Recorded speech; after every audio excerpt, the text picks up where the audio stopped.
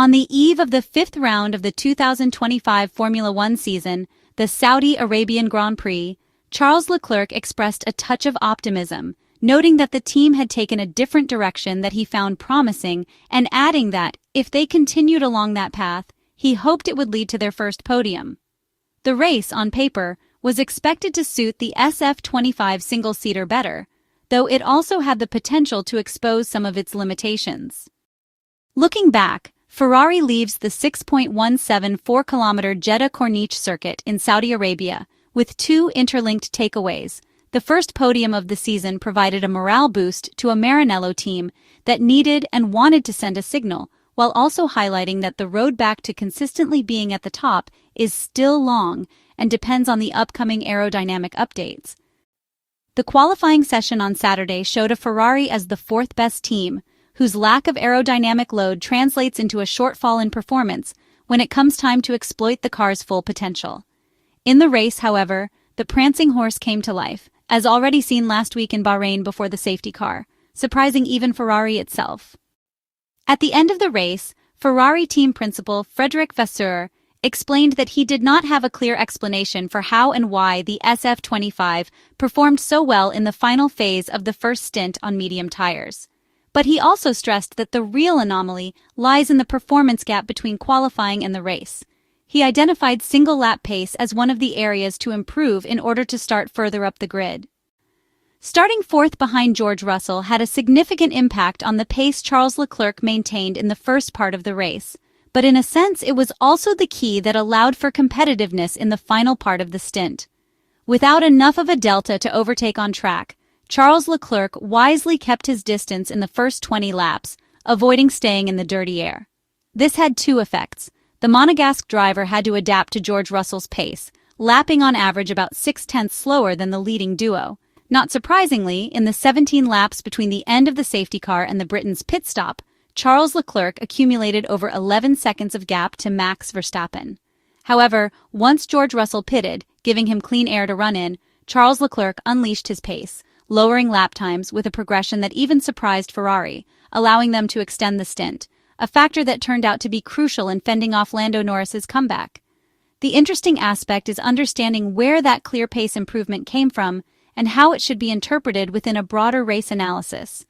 The most natural answer is that this time evolution came from pushing more in the corners, with the awareness that he could increase the pace without the risk of closing the gap and ending up again in dirty air, which would have compromised the tires.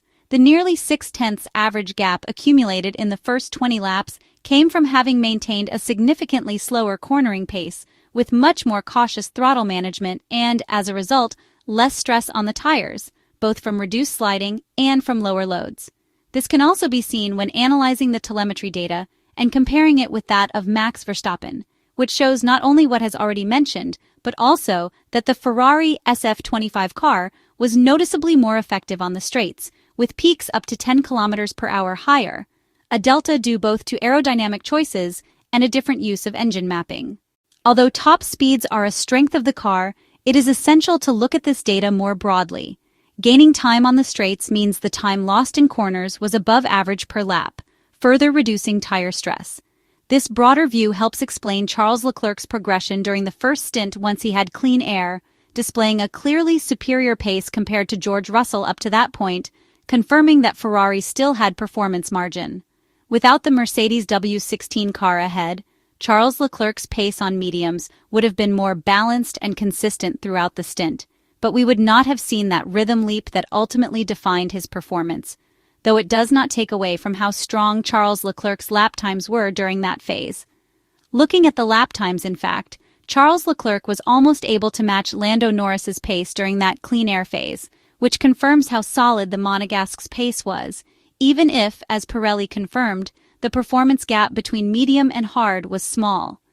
Moreover, Lando Norris had to push hard on the hards earlier on to make his comeback work. Indeed, the unknown in the equation, or perhaps more accurately, the anomaly, was Mercedes, which collapsed due to difficulties managing temperatures and thermal degradation, even triggering blistering, a phenomenon rarely seen on a low-degradation track like Jeddah, where the main risk has always been graining. This is also shown by the internal comparison at Mercedes. Andrea Kimi Antonelli was indeed faster than his teammate in the final phase of the race, but lapped 7/8 slower per lap than George Russell in the first part of the second stint, a trade-off that confirms how different stint management could shift values.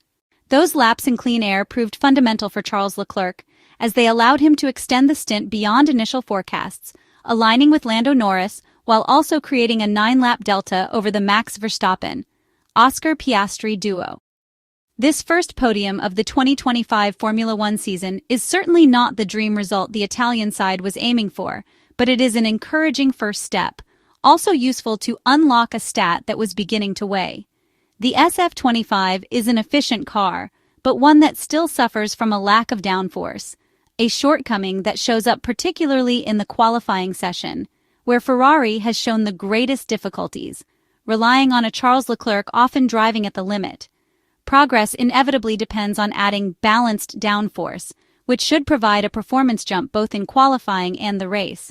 But it is now clear that to make the leap, not just in isolated cases, in a broader picture that can even apply to Red Bull, working only on setup is no longer enough, as the Monegasque is already extracting the maximum from it. Something more concrete is therefore needed.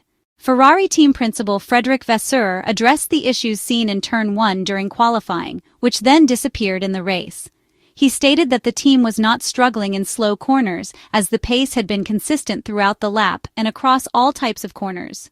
While Ferrari had faced significant difficulties in the first chicane during qualifying, in the race they were possibly the fastest through Turns 1 and 2. He considered this a valuable lesson, and mentioned that they would need to analyze with Charles Leclerc what had been done differently compared to the previous day. Frederic Vasseur pointed out that tire preparation plays a key role in such situations, although he admitted that the team is still lacking some performance on flying laps. In his view, it's never just one specific issue, and there's no magic solution that delivers 0.3 of a second. The French manager further emphasized that performance is never the result of a single factor, but rather a combination of many. He recalled that this had been their philosophy the previous year, which paid off as they had managed to recover after a difficult start. He stressed the importance of maintaining the same approach, expressing confidence that the podium would support them in that effort. He acknowledged Ferrari's points deficit to McLaren, calling it significant, and admitted that the team had hoped to be in a better position. However, he preferred to look ahead, focusing on the upcoming races and on working and pushing forward collectively. As for the championship, Frederic Vasseur said he wasn't thinking about it at the moment. His mind was on Miami instead, which he felt was the right mindset given the current weaknesses of the SF25 car.